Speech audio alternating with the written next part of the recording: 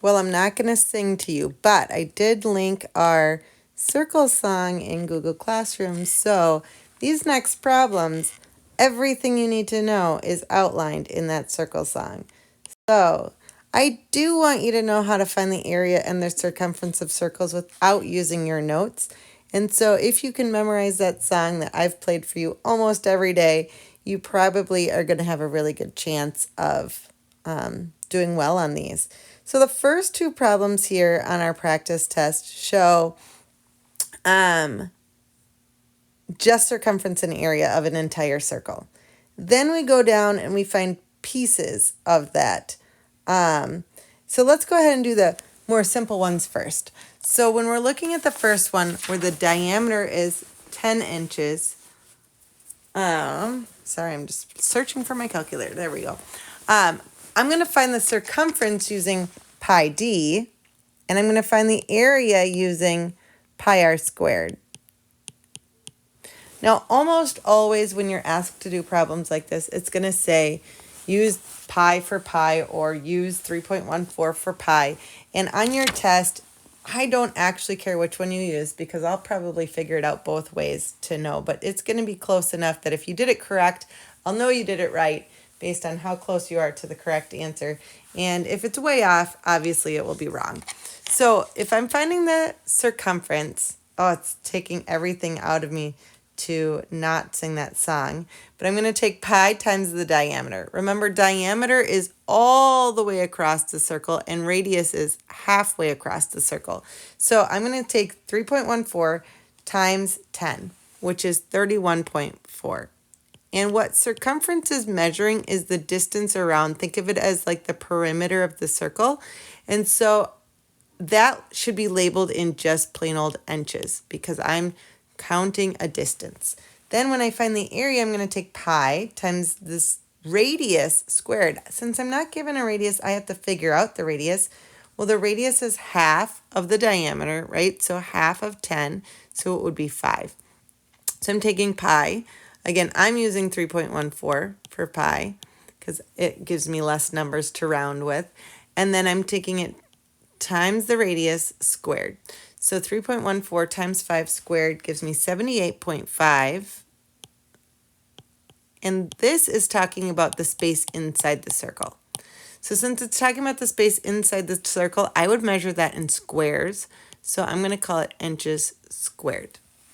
All right, the next one, same thing, only this time I have a radius and not a diameter. So I'm still going to use pi times the diameter, but I'll use 3.14 for pi, and I need to figure out the diameter. Since the radius is 8, the diameter is going to be double 8, which would be 16. So I'm going to take 3.14 times 16, and I get 50.24. Okay, and since I'm, again, talking about circumference, I'm talking about the distance around, so I'm going to label that in just meters. The area, I'm going to take pi, 3.14, times the radius squared, 8 squared. So 3.14 times 8 squared. And I get 200.96. This, again, is talking about the space inside, so I'm going to call it meters squared. Okay, the next two are a little bit tricky. However, the circumference says, I want to find the circumference of the entire circle. Now, I think you guys are plenty smart enough to be able to find just the perimeter of the shaded region, but we're not going to do that for this test. That's taking it a step beyond. You can try that if you'd like to. Circumference of the whole circle, I'm going to do the exact same thing I was doing, pi times the diameter. Okay, so the diameter here is 9, and on this one, pi times the diameter here would be 6, right? Because it's showing me a radius of 3. So 3.14 times 9 is 28.26 inches. And 3.14 times 6 is 18.84 feet. All right, so I just did the same thing I did on the problems up above. The next one, I'm going to, again, do the same thing I did on the problems above to find area, only this time I don't want the whole space that I found the area of. So I'm going to find the area of the entire circle first, And then I'm going to look and say, how much of that circle do I actually want?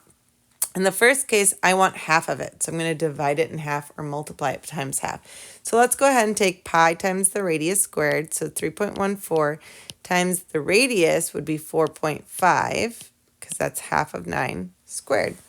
So 3.14 times 4.5 squared is 63.585. I'm going to leave that on my calculator for a second, and I'm going to take half of it. So remember, taking half, you can do it in two ways. You could divide by 2, or you could multiply by 1/2. Or I guess 3 ways. You could multiply by 0.5. And I get 31.7925. I'm going to round that to 31.8. 31.8. And since I'm talking about an area, I'm going to square it. Okay, on the next one, again, I'm going to find the area of the entire thing, but really I just want one piece out of 4. So I'm going to divide it into 4 pieces and just use one of them. So I'm going to say divided by 4 when I'm done. So I'm going to take pi times the radius squared first. I got 28.26. I'm going to leave that on my calculator and go ahead and divide by 4. And I get 7.065. I could write it like that, but I'm going to round it to 7.1 feet squared. All right, you will be using area and circumference again when you get to the surface area and volume problems.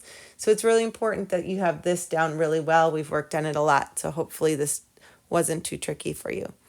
All right, there's one more video, so make sure to watch it.